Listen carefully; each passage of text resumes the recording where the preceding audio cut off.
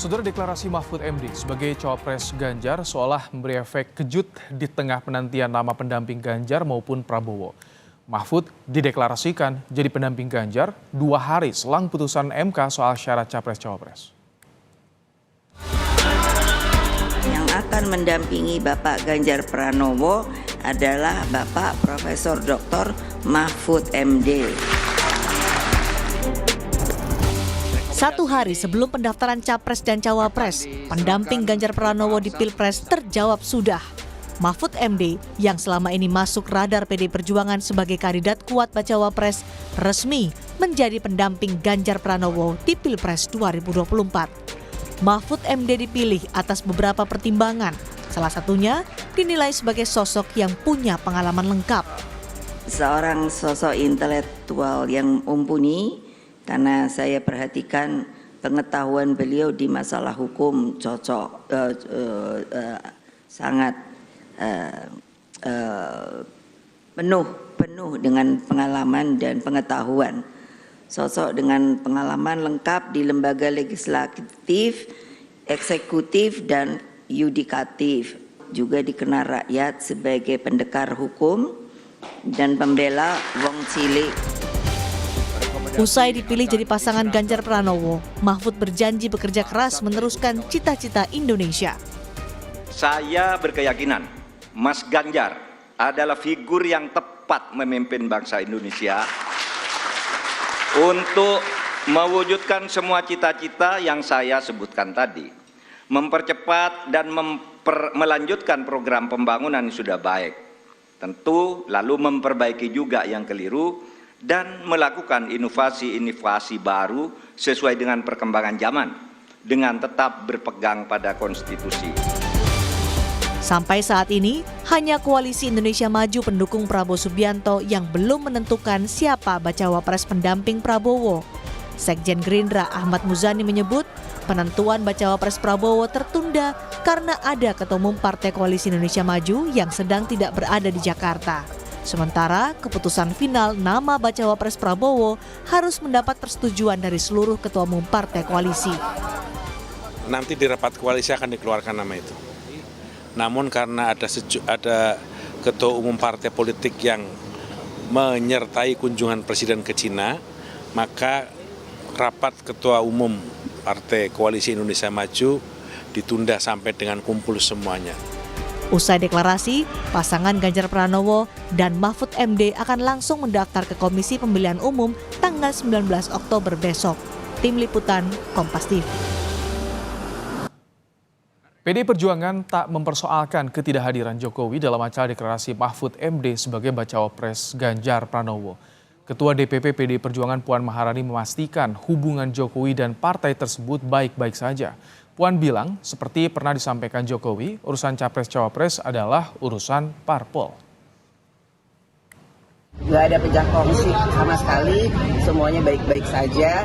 Kita saling menghormati, kita saling menghargai, dan seperti yang Pak Jokowi sampaikan, urusan capres dan cawapres adalah urusan partai politik. Jadi ini merupakan hak dari partai politik, yaitu PDI Perjuangan dengan partai yang bersama dengan PDI Perjuangan, Partai Perindo, Partai Hanura, dan P3. Setelah dideklarasikan bagaimana peluang pasangan Ganjar Pranowo dan Mahfud MD, lalu siapa bacawa pres Prabowo yang bisa menandingi elektabilitas Ganjar Mahfud? Kita akan bahas bersama dengan juru bicara Tim Pemenangan Nasional Ganjar Pranowo, Ciko Hakim. Ada juga Wakil Ketua Umum PAN, Viva Yoga Moladi, dan juga Direktur Eksekutif Carta Politika, Yunarto Wijaya. Selamat sore, Bang Ciko, Mas Viva, Mas Toto. Selamat sore. Baik. Sore. Bang Ciko, elektabilitas Ganjar Prabowo kan tipis bedanya. Apa yang membuat parpol koalisi pendukung ini yakin dengan sosok Mahfud MD, Bang Ciko? Nomor satu tentunya melalui survei-survei yang sudah dilakukan oleh TPN dan lembaga-lembaga survei, kami itu elektabilitas dari Prof. Mahfud paling tinggi ya kalau dipasangkan dengan Pak Ganjar, itu satu. Tapi yang kedua, memang itu tidak menjadi prioritas bagi kami soal elektabilitas, tapi karena ini untuk bangsa Indonesia, kita memang khusus mencari sosok yang terbaik yang bisa mendampingi Pak Ganjar Pranowo. Jadi kalau tidak melengkapi, ya melebihkan lah kira-kira. Dan kita mendapatkan sosok itu dari Prof. Mahfud MD. Baik. Ganjar sudah ada pasangan, kapan Prabowo diumumkan, Mas Viva? Apa yang ditunggu koalisi pendukung saat ini? Untuk nama sudah ada di Pak Prabowo, nanti akan diputuskan secara resmi oleh Pak Prabowo siapa yang menjadi calon wakil presidennya yang akan diumumkan bersama dengan seluruh pimpinan koalisi Indonesia Maju. Saat ini pimpinan partai politik belum seluruhnya berkumpul di Jakarta. Ada yang mendampingi Pak Presiden kunjungan kerja di Cina, Bang Zulkifli Hasan. Nanti pada waktunya kalau sudah selesai semuanya berkumpul di Jakarta, Pak Prabowo bersama dengan pimpinan koalisi Indonesia Maju akan mengumumkan secara resmi siapa nama calon wakil presidennya. Termasuk nunggu restu dari Jokowi yang masih dari luar negeri, Mas Viva? Oh, tidak ada minta restu karena sudah ada pernyataan dari Pak Presiden Jokowi sendiri bahwa urusan calon presiden itu adalah domain dari partai politik, bukan domain dari presiden. Oleh karena itu, Koalisi Indonesia Maju akan melakukan komunikasi secara intensif, secara terus-menerus, dan itu sudah terbukti sampai saat ini semuanya damai, semuanya sejuk, karena Pak Prabowo di dalam memutuskan siapa calon wakil presidennya, itu juga berlangsung damai. Pada pemilu 2014 dengan Pak Hatta, damai, sejuk, 2019 dengan Mas Sandi Uno juga damai sejuk, dan nanti juga akan diputuskan secara bersama-sama. Soal peluang Gibran gimana, Mas Viva? Ya. Soal peluang Gibran? Ya, masing-masing memiliki peluang yang sama. Nantilah akan diputuskan secara resmi oleh Pak Prabowo siapa yang akan menjadi calon wakil presiden pendamping Pak Prabowo. Baik, Mas Toto, ini yang menarik, deklarasi Ganjar Mahfud tanpa kehadiran Presiden Jokowi. Bagaimana Anda melihat momen deklarasi ini, Mas Toto? Kan lagi ke Cina, kalau Pak Jokowi lagi. Tapi kan soal cawapres kan sempat disinggung kalau misalkan ada konsul juga ke Jokowi ini. Mas Toto, apakah sengaja saat ini momennya atau bagaimana? Ini, kalau kita lihat yang menarik sebetulnya adalah koalisi yang paling tidak didukung, dipersepsikan paling tidak didukung oleh Jokowi, paling cepat bisa mengambil keputusan. Itu ada di koalisinya Amin. Koalisi yang sekarang paling dibergunjingkan apakah tetap didukung oleh Jokowi atau tidak, bernama koalisi Ganjar, lebih cepat juga dibandingkan dengan koalisi Prabowo yang dikait-kaitkan dengan Jokowi, bahkan dengan anaknya Jokowi, kaitkan juga dengan Mahkamah Konstitusi misalnya. Jadi sebenarnya di sini kan ada sebuah fakta yang menarik ya, bahwa Jokowi ini jangan-jangan menjadi beban dalam pengambilan keputusan kalau betul bahwa dia menjadi satu variabel tersendiri. Dan dalam teori pengambilan keputusan, betul ketika berbicara mengenai kemenangan itu, teorinya hanya terkait dengan branding capres, branding cawapres, disertai oleh soliditas dari mesin politik. Tiba-tiba muncul faktor eksternal lain, terutama terkait dengan kekuasaan, itu menurut saya akan menambah beban dalam proses pengambilan keputusan. Suka atau tidak, itu proses yang saat ini terjadi pada pengambilan keputusan Pak Prabowo. Kalau betul ya, kader Gerindra, Tidar, Pak Prabowo itu paling sering menyebut anak kandungnya Pak Jokowi sebagai calon paling kuat.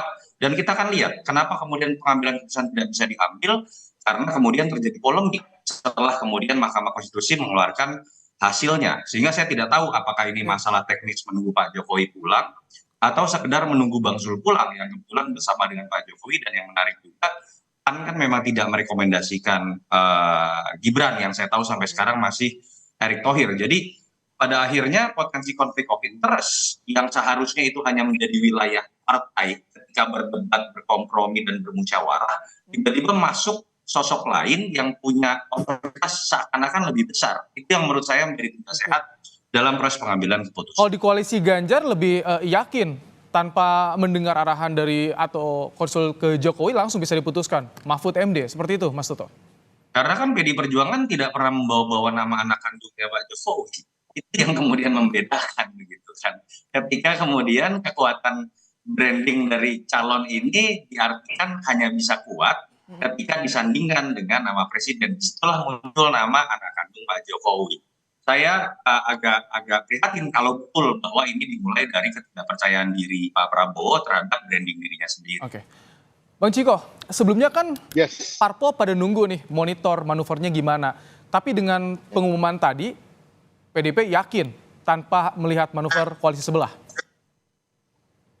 Kita dari awal selalu yakin kita sama sekali tidak terganggu konsentrasinya. TPN punya prioritas-prioritas dan punya schedule, timeline yang terstruktur untuk bagaimana memenangkan Pak Ganjar, dan tadi juga udah memilih bakal cawapresnya. Jadi memang itu aja yang menjadi fokus kita. Jadi sama sekali nggak ada perubahan dalam fokus kita. Oke, jadi siapapun nanti wakilnya dari Gerindra, dari Prabowo ini tidak diperhitungkan So far, saat ini.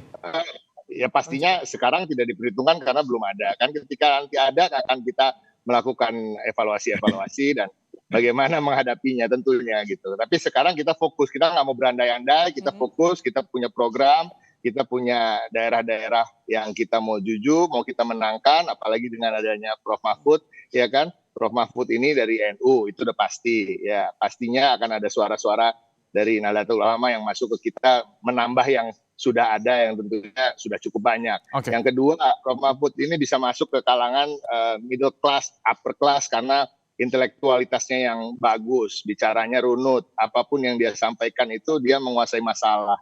Dan yang ketiga, yang paling penting bagi PDI Perjuangan, kenapa juga Ibu Mega sangat suka kepada sosok Mahfud MD, karena keberpihakan pada wong cilik. Dan ini beliau vokal menyuarakan keberpihakannya selama beberapa tahun terakhir khususnya. Baik, Mas Viva, ini kan beredar juga surat soal yang tengah diurus Erick Thohir. Ini dua kandidat lain sudah mencalonkan cawapresnya untuk bisa menguasai basis Jawa Timur. Bagaimana untuk di koalisi pendukung Prabowo? Apakah sosok Erick Thohir ini termasuk yang bisa menandingi bakal cawapres lainnya di Jawa Timur, Mas Viva? Konfigurasi Pilpres 2024 itu berbeda dengan konfigurasi Pilpres sebelumnya. Saat ini beberapa hasil survei, lembaga survei menyatakan bahwa nilai elektabilitas calon presiden itu beda-beda tipis antara Pak Prabowo, Mas Ganjar, Pak Prabowo. Makanya faktor calon wakil presiden itu menjadi penting untuk menambah elektoral. Bagi Partai Amanat Nasional, sosok calon wakil presiden itu adalah figur yang harus dapat memberikan kontribusi elektoral. Mas Erick Thohir kemarin hasil survei lembaga indikator, kalau tidak salah, khusus untuk Jawa Timur, menempati posisi teratas dari seluruh calon wakil presiden. Jadi ini menunjukkan bahwa Mas Erick Thohir yang juga menjadi anggota kehormatan Banser, milenial, santri, entrepreneur, teknokrat, dan penggiat olahraga, seluruh segmentasi itu ada pada Mas Erick Thohir. Kita beranggapan bahwa nilai elektabilitas itu adalah akumulasi dari variabel-variabel tadi itu yang menjadikan nilai elektabilitas Mas Erick untuk posisi calon wakil presiden relatif lebih tinggi dibanding dengan nama-nama yang lain. Ini masih debatable nggak dengan ketua umum parpol pendukungnya yang ada di koalisi? Katanya masih ada penolakan terhadap sosok Erick Thohir ini, Mas Viva. Penolakan tidak ada penolakan karena masing-masing partai politik pun juga memiliki hak yang sama pada waktu itu untuk menentukan siapa yang akan diusung oleh masing-masing partai politik. Tapi nanti kita akan menunggu keputusan dari Pak Prabowo didampingi dengan seluruh ketua partai politik koalisi Indonesia Maju yang telah diputuskan secara kekeluargaan berdasarkan prinsip musyawarah mufakat kolektif bagian. Ditunggu sebentar lagi, beberapa waktu lagi. Oke, Mas Sato, menarik. Cawapres sudah tampaknya berasal dari Jawa Timur. Bagaimana peta perebutan untuk wilayah ini yang beberapa hari lalu diperebutkan nih soal elektabilitas di Jawa Timur ini, Mas Toto? Saya pikir kita harus melihatnya lebih luas dari itu ya. Prof Mahfud itu ketika dibaca di survei tidak hanya kuat di Jawa Timur, di Jawa Barat peringkat 3 misalnya, di DIY bahkan peringkat 1. Di beberapa daerah misalnya kelompok minoritas beliau juga cukup tinggi. Begitu pula ketika berbicara Caimin, walaupun personal brandingnya tidak kuat, kekuatan PKB itu tidak hanya di Jawa Timur, di Jawa Tengah juga kuat. Artinya kita jangan melihat hanya dari sisi latar belakang. Kalau bicara mengenai Erick Thohir juga walaupun berasal dari Lampung secara primordial, tapi tadi Mas Viva sudah mengatakan dia dianggap memiliki kedekatan dengan NU dalam beberapa tahun terakhir, dan itu bisa jadi kekuatan tersendiri juga. Malah kalau kemudian fokus dari ketiga pasang ini hanya bertarung di Jawa Timur, itu akan menjadi awal kekalahan. Kita harus melihat misalnya Erick Thohir kekuatannya tadi bicara mengenai PSSI itu sebuah image yang sangat besar cakupannya untuk anak-anak muda, pemilih milenial. Prof Mahfud itu bicara nilai dan integritasnya itu jauh lebih besar dibanding sekedar latar belakang primordialnya, sehingga kemudian dia dikenal dan dianggap bisa menarik pemilih kritis. Yang memang menjadi menarik adalah membaca Mas Gibran. Apa kemudian daya tariknya selain misalnya nama besar ayahnya yang memang tingkat kepuasan publiknya masih tinggi. Artinya ini adalah sebuah gambling. Apakah akan tinggi sekali suara Mas Gibran karena berkorelasi linier dengan ayahnya, atau kemudian masyarakat kritis. Harus dibedakan, pemilih Jokowi juga belum tentu bisa mengartikan keberlanjutan itu adalah. Jadi sosok seperti apa yang dari bisa Pak diperhitungkan untuk di koalisi Prabowo, Mas Toto, menurut Anda, untuk bisa menandingi dari Mahfud MD? Ya, kalau saya melihat secara objektif, bukan karena ada Mas Viva Yoga di sini ya, nama Mas Erick Thohir tidak memiliki beban seperti Mas Gibran. Mas Gibran itu punya kekuatan yang berasal dari asumsi bahwa orang akan manut dengan sesuatu yang melekat nama Jokowi di dalamnya. Tapi kita harus ingat loh, pemilih kita makin kritis. Seringkali nama-nama yang diasumsikan dekat dengan politik dinasti itu malah menjadi beban, minimal buat pemilih kelas menengah. Itu terjadi pada Mas AHY ketika maju di Pilkada DKI. Sementara ketika Mas Erick maju, image mengenai ada cawe-cawe kekuasaan, intervensi kekuasaan, politik dinasti, itu kan secara otomatis akan hilang dengan sendirinya. Ditambah memang ya Mas Erick memiliki banyak kedekatan dengan segmen yang sekarang paling diperebutkan, yaitu terkait dengan anak-anak muda. Oke. Bang Ciko, yang menarik tadi ketika Mbak Puan wawancara, minta media coba tanyakan ke Jokowi apakah masih mendukung Ganjar atau tidak. Apa sebetulnya yang ingin disampaikan konteks soal ini? Apakah mulai meragukan soal arah dukungan dari Jokowi yang dirasa oleh PDIP, Mas Ciko? Oh, kalau itu silakan tanya sama Mbak Puan sendiri, saya kan nggak bisa mewakili beliau. Tapi yang dibaca di internal bagaimana sih arah dukungan dari Jokowi untuk pemenangan Ganjar sendiri? Kita masih solid, hubungan kita sangat baik dengan Pak Jokowi dan juga keluarganya, dan tidak merasa ada permasalahan apapun di situ, gitu. Apalagi apa yang terjadi hari ini itu sangat membuat kita sangat bahagia, gembira, semangat. Jadi mungkin kalaupun ada sedikit permasalahan dan lain-lain, hari ini semuanya serasa hilang lah. Kira-kira. Okay. Mas Viva, dari koalisi pendukung Prabowo nggak merasa tertinggal ketika sudah ada dua kandidat lain yang deklarasi ini? Oh, tidak tertinggal karena jauh sebelumnya ketika ada deklarasi untuk calon presiden Prabowo Subianto, masing-masing kami pendukung Prabowo di organ partai politik telah melakukan sosialisasi, konsolidasi internal, dan melakukan komunikasi dengan basis konstituen masing-masing. Jadi secara formal TPN nanti akan diumumkan, tetapi secara de facto kita sudah berjalan melakukan penggalangan kekuatan, bukan hanya di internal, tapi juga di basis-basis masa masing-masing partai politik. Idealnya, Mas, kita akan melakukan penggalangan secara manajeble yang terorganisasi sehingga diharapkan nanti suara partai yang tergabung di Koalisi Indonesia Maju ditambah dengan nilai elektabilitas calon wakil presiden, ditambah dengan gerakan dari ribuan relawan pendukung Prabowo, itu akan semakin ekuivalen atau setara dengan suara di Pilpres 2024 nantinya. Okay. Jadi kita berharap kita bisa melampaui suara itu dan bisa memenangkan kompetisi ini. Oke, soal arah dukungan Jokowi, Mas Toto, tanggapan Anda tadi yang ditanyakan oleh Puan Maharani, bagaimana? Apakah terlihat di situ ada keraguan mulai sikap dari Jokowi atau seperti apa pandangan Anda, Mas Toto? Yang tadi saya sudah sebutkan, Mas, faktanya yang merasa paling didukung Pak Jokowi paling susah mengambil keputusan sampai sekarang gitu ya. Jadi pilihan tepat menurut saya ketika semua barisan koalisi termasuk Pak Prabowo masuk ke dalam pendekatan yang memang sudah seharusnya bahwa mereka fokus pada calonnya.